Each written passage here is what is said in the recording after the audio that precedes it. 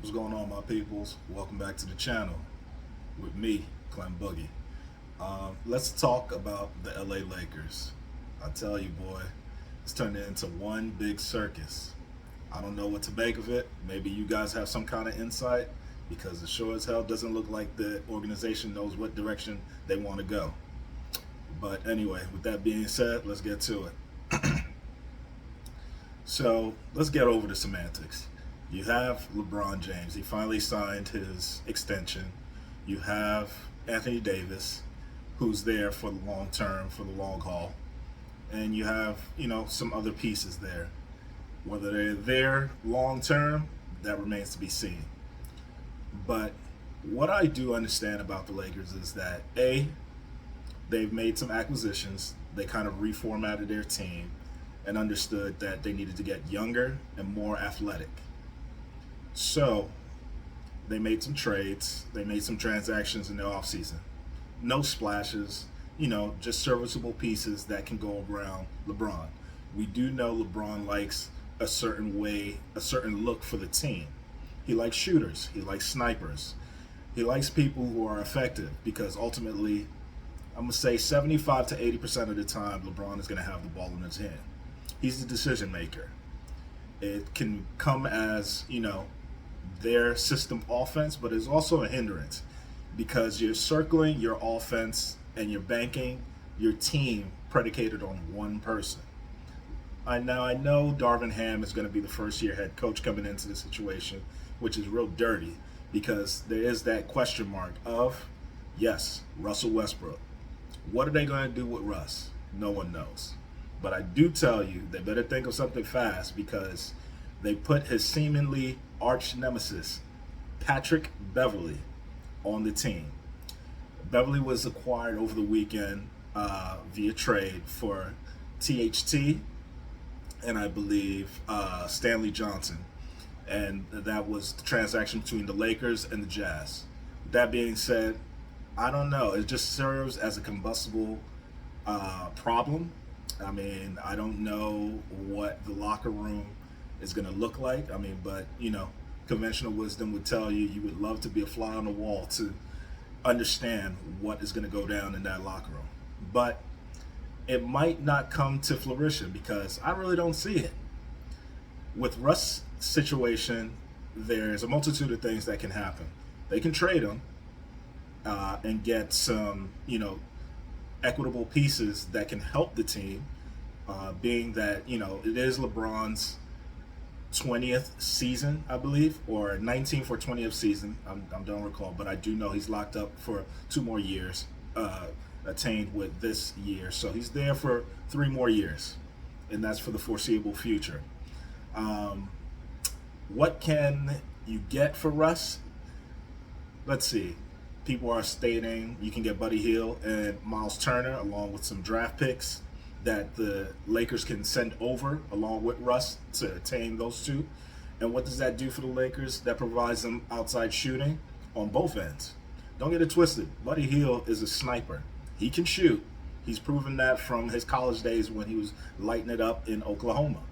Also, you have Miles Turner. Miles Turner is no slouch with the basketball, and he plays defense. He gives you a younger, bigger body and a very effective block shot. And his time is impeccable. But he can also shoot. But we don't know. That's option one. Option two, I believe, are some pieces here and there. I think they can dive back in and make a trade with Utah and get Bogdanovich, Mike Conley, or they can welcome back Jordan Clarkson. No one knows because with their executive, which is Danny Ainge is a hustler. He knows what he's doing as far as his player movement and what he wants to achieve as far as acquisitions and trades. So, they have their business that they have to deal with, but this is sports. This is in the spirit of competition. No one's trying to help anyone. The only time these executives try to help one another is when they're trying to get under the cap, when they're trying to, swap trades, swap draft picks, and therefore. But it's also, what can you give me? What have you done for me lately? That's how Danny Ainge operates. But I digress. That's neither here nor there. Back to the Lakers. As it comes to Russ, that's option two. Another situation in where a transaction can be made between the Lakers and the Jazz. Highly unlikely. Then there's always the inevitable. You can buy him out. But that's going to be very tricky. Russ stands to make $47 million this season, which he had just opted in. Why did he opt in? In case you've been living under a rock, you can tell or have seen Russell Westbrook did not have a great season. Yes, we know he is top 75. He's, a surefire Hall of Famer when it's all said and done. But he just didn't have a good last season. And, it's a lot of things that played into it. Russ is the type of player that commands the ball in his hands. He needs to be the focal point of the offense. It's hard for you to tell anyone who's been the number one or two option that they're going to basically have to take a back seat for one or two possible players ahead of them. Just don't see that happening. Then you got to think about it. In sports, it's all about pride. A lot of people are very prideful. Yes, they get paid handsomely, but you try telling somebody they have to do something that they're not ready to do, it's not an effective way. That's not going to be communicated, and it's not going to be received well. But in any event, if you're saying that he should take the $47 million or whatever the buyout is and call it a day, it's not. He's not coded that way. Russell Westbrook wants to fight. He has tons to prove, but in this case, it's going to be very difficult, seemingly, because he's in a situation between a rock and a hard place. He's making the money, but he's not playing well. He's frustrated. He's being asked to do things he's never been asked to do before in his career. Mind you, Russ is going into his 14th or 15th year in the league. He's been around the block. He knows what it is. But on the flip side, if he is being moved or whatever the case may be, this would be Russ's fourth team in the last 4 to 5 years. It's not great. I know people are, in the mindset of telling people to update their resume. What have you done for me lately? Yeah, we know Russ has done the triple-double. He is the crown jewel when it comes to it. He is the king triple-double. He is Mr. Triple-double. But it doesn't equate to wins. And I think that's the part that hurts him. It hurts every part of him as it attains to winning. People want to win. When you reach a certain juncture in anything, you want to win. Competition, you want to win. No one cares about losing. Like, yes, everyone talks about, admiration. Oh, good job. Maybe next time, this, that, and the third. But Russ sees his mortality right in front of him. He understands that his athletic ability is dwindling. He understands that his chances are next to none. And, there are some reports out there. In the event that Westbrook is moved, who's to say he won't get bought out? And if that happens, who's to say that he'll get another opportunity? It's not likely, and it's not looking good. I hate to say it, but he brought it on to himself. Westbrook has to adapt. Can you change your ways in the ninth inning?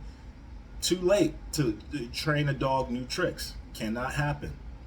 But he is one thing about Russell Westbrook I can tell you for a fact. You don't have to know basketball or anything. You just flick on the TV screen. He's the one running 1,000 miles per hour, never cheating the game. He will go. He'll give everything that he has. Not necessarily control, but he gives you everything he has. But I digress. The situation as it pertains to the Lakers, they have a whole slew of problems. They need shooters. Shooters is what LeBron James desires, and that's what makes him most effective. He's able to pass out of the double teams. He's able to see over the double team, see over the offense, command the offense, and sort of direct traffic all throughout the duration of the game. Another thing, Anthony Davis, please get healthy. I don't know what it is with you. Every season, something either hurts, something was pulled, there's some kind of strain. I have no idea. You might have to change your diet. You might have to work out differently. You might have to turn to yoga. No one knows, but Anthony Davis needs to get his body right. As it pertains to Darvin Ham being the first year coach, I'm rooting for him. He's stuck in a situation. I shouldn't say stuck. He's he's he's he's got his just due. He's been grinding for some time. He's a former NBA player. He was part of the Detroit Pistons when they won their championship in 2004 against, yes, Kobe and Shaq, the Lakers.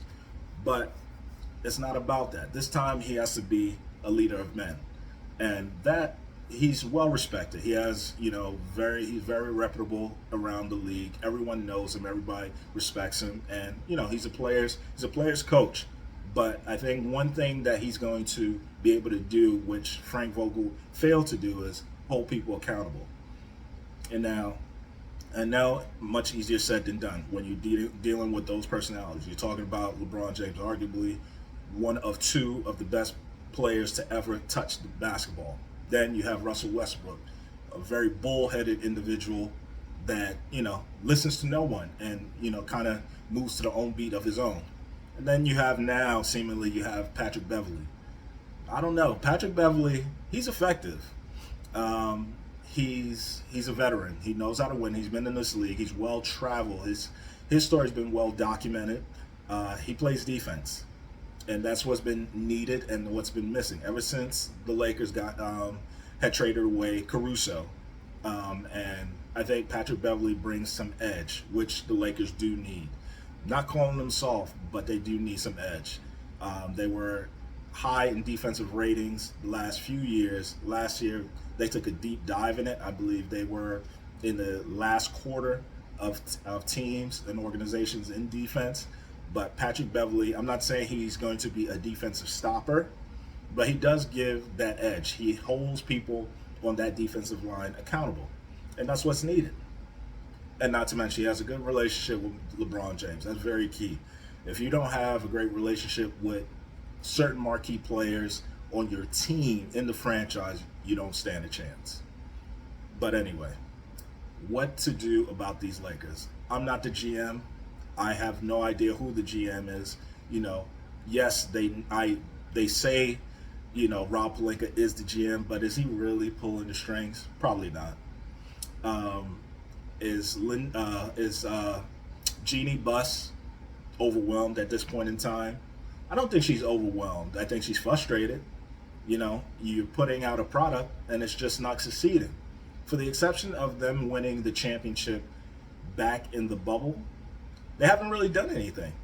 They've lost in the playing game, and last year they flat out just didn't make it.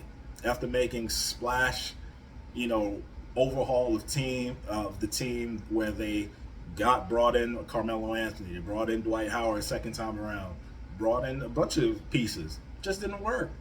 Like I said, just too old. This is a young man's game, very spaced out, and the Lakers' offensive flow, it just flat out, it was terrible. There's no defense. There's no offensive flow. They didn't play defense. They couldn't guard a parked car. So with that being said, it was horrible. It's not a path that you want to sell. And who doesn't want the Los Angeles Lakers, one of the cornerstone franchises in the NBA, to be in the playoffs? It's the glitz and glamour. It's LA. They have to have something going on. And last season, it was unfortunate because the Lakers nor the Clippers made it. I don't know how this is going to pan out, but what I do know is it's going to be fairly interesting. And one of the vital pieces and vital parts of this is that they have to figure out what they want to do with Russ. Me personally, I don't think it's going to be very healthy to have him and Patrick Beverley on the team. I frankly just don't think they will, coexist. They have a lengthy history with one another. Nothing is positive about it. I don't think it's culpable. I don't think they cooperate with one another. It's just not going to work. It's a recipe for disaster. But one thing I do know is I'm not going to count the Lakers out. They still have a lot of moves to make, but the West is deep. I think the only team that's probably going to suffer more than the Lakers is probably the Utah Jazz, because they have already proven that they're in full rebuild mode. What that looks like, I have no idea. But, we'll touch that down the line. But again, the Lakers, get it together. We have, I think, a month and a half or a little under 2 months before the season starts. You have to get it together.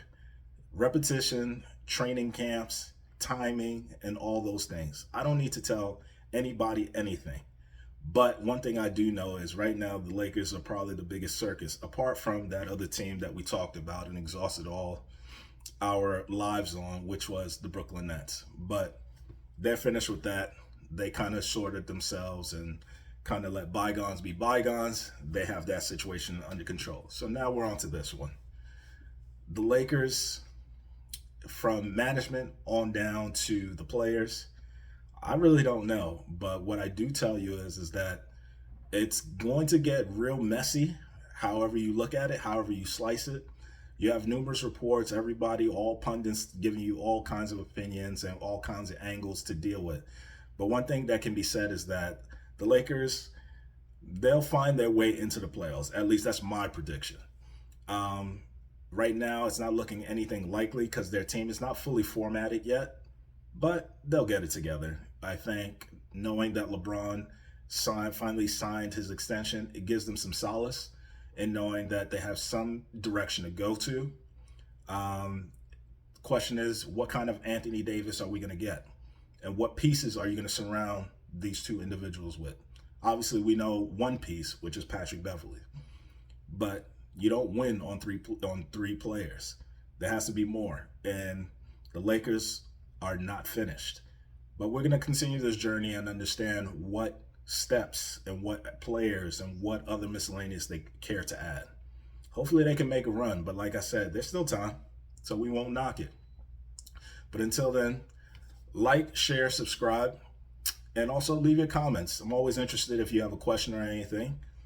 And I'll be, I'm open. I'm willing to share my opinion as well. Let's share it. Let's get to it. But other than that, watch me work.